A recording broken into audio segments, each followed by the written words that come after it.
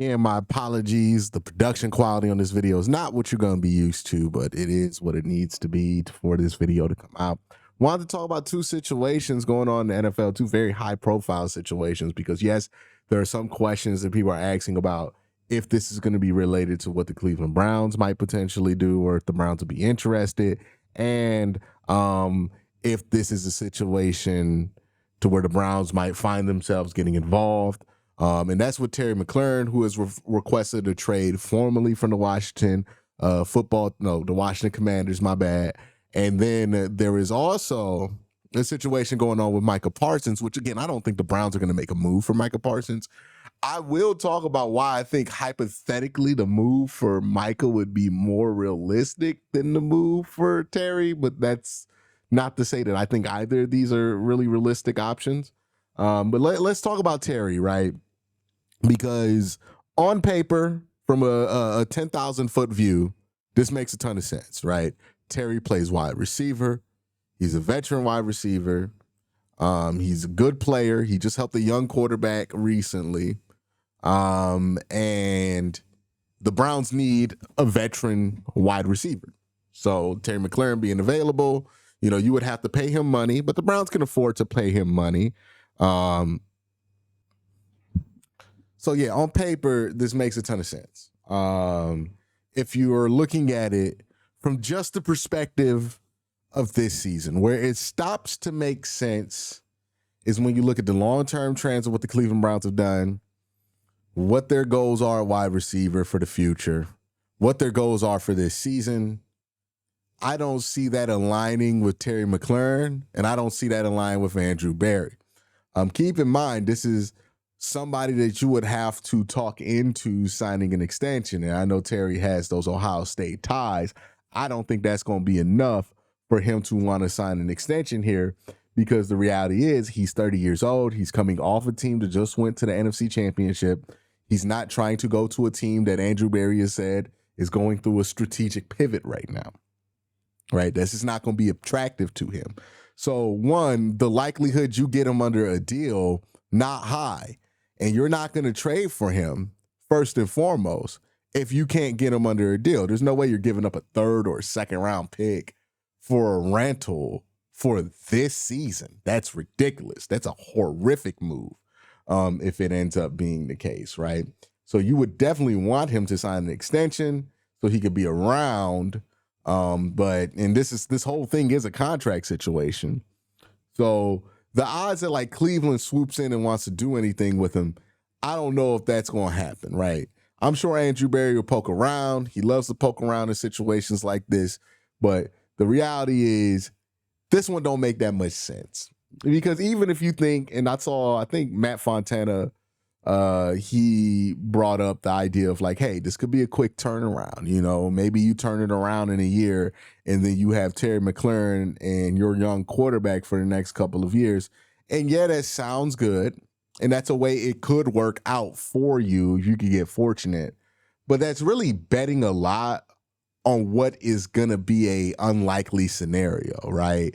The idea that the Browns are going to turn this whole thing around, figure out their quarterback problems, and be ready to compete for a conference championship in less than a year is technically possible, but it's not really a pragmatic way to go about things, right? Like that's not really practical.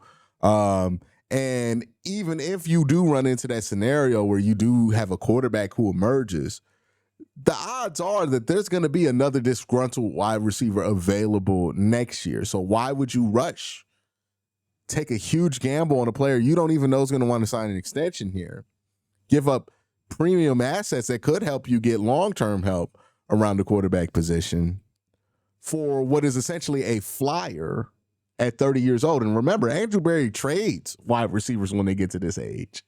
The idea of him trading for one at this age and giving him a new contract in a situation where the Browns is simply are not trying to maximize winning, right? Like they're trying to win games for sure, but they're not sacrificing the future right now to win games right now.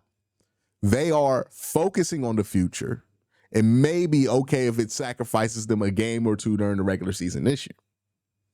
So while it would be fun to think about it, I don't think it's going to happen. I don't think the Terry McLaurin thing makes sense for Cleveland. I don't even know if I would recommend it. It'd be fun, right? Like, I'm not going to sit here and act like I want to be excited to watch it on Sundays. But I think it has the best chance of working out long term for the Cleveland Browns? I'd be lying to you if I said I thought it did, because I don't. You know, that's really where I'm at with the Terry thing. I know that I could be, or maybe I'm being a bit of a buzzkill for some of y'all. Maybe you just want to dream. But I don't think this is a move that Andrew Berry even should make, in my opinion. It feels like a move that will get everybody excited in the short term, but then we'll be talking about it a few years later. Oh, we could have drafted this wide receiver in the second round, and where would we be if we just used these pieces instead of gambling on a 1-year rental for Terry? Because again, him signing the extension here is not a guarantee. Him getting that new contract, like, these are all things you have to have in line, and there's an element of Terry. Does he want to be here? And I don't know if our goals align with his goals right now. Now, speaking of goals not aligning with goals, Micah Parsons is pulling the Myles Garrett because he's been in a contract negotiation with Jerry Jones. And it's interesting what we're seeing here, too, because I don't think it's a coincidence that the major 3 contract holdouts this offseason have all been edge rushers after Myles Garrett got paid. Now, Myles Garrett held out, requested a trade. Maybe that had more to do with his contract than we thought in hindsight. So maybe Myles is even a part of this as well. But it's been interesting, right? The market has gotten reset for edge rusher. I will say this. Edge rusher is now the new wide receiver. You remember a couple of years ago when Tyreek Hill got that giant deal and it opened the floodgates for other players to get these giant deals? That's what's happening with the edge room. The value of edges is being fully realized by front offices. And now these guys are getting giant deals, biggest non-quarterback money. It's the same term we threw around when the boom was happening for the wide receivers. So this is the position where the boom is happening. I think ownership is recognizing that, and they're trying to pump the brakes on it, but there's only so much you can do, right? TJ Watt holds out for bigger money. Trey Henderson, to his credit, he's not even holding out for big money. He's just holding out for some money. They trying to have that man working off a third of his value out there in Cincinnati. And Micah Parsons, who's up for a deal, he's made it clear that he wants his money. And he posted this 3-pager. I'm going to be honest with you. I filed this firmly into, I ain't going to read all that. I'm sorry that happened to you, or happy for you, comment binder, right? Like, I ain't got nothing for all this, I'm pretty sure Micah put his heart and soul into these 3 pages of notes, but brother, I ain't need any of this. Okay. He's holding out. He's making it clear he wants a deal done, and he's pulling the I'm requesting a trade leverage. Now, I'll go back to something I said at the beginning of this video. It would 100% make more sense to me if Andrew Berry were to make a shock move for one of these 2 guys than it would be for Micah Parsons. Because Micah Parsons is super young, and that's something that Andrew Berry values. And also, Micah Parsons is not old. Well, it goes into this youth, but he's an age where he can age into the new core that the Cleveland Browns are trying to build. So Micah would make more sense to me than Terry. All that being considered, they're not signing either of these 2 guys or trading for either of these 2 guys. What this makes me appreciate, and I think this is something Cleveland should get credit for, because yes, there are a lot of things you could criticize Cleveland for over the last couple of years.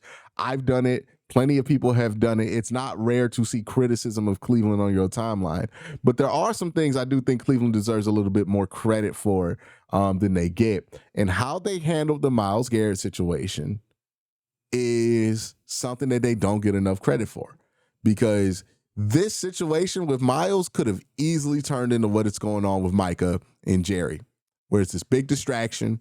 It's during camp. Now there's question of if it's going to leak during the season. And even if it doesn't last until the season, this is going to be something narrative-wise that hangs over Micah Parsons all year.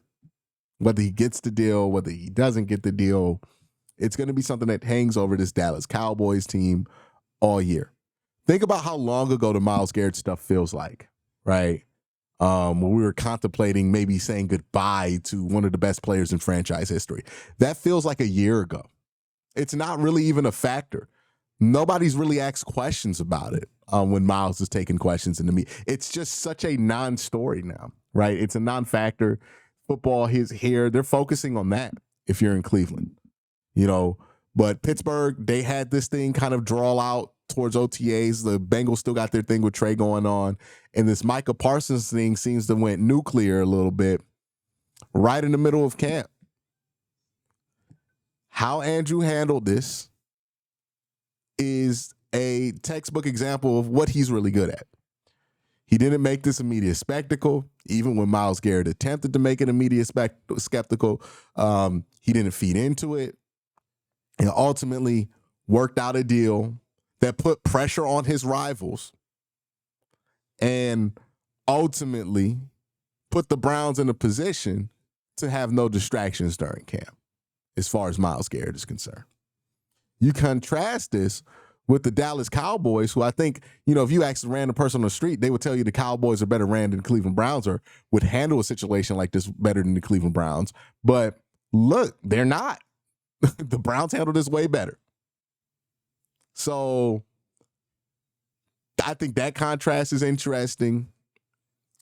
I'm glad that the Browns aren't in this situation where we have to wait and see if this is going to pop off or this is going to be a big deal. But just wanted to talk about those two things real quick.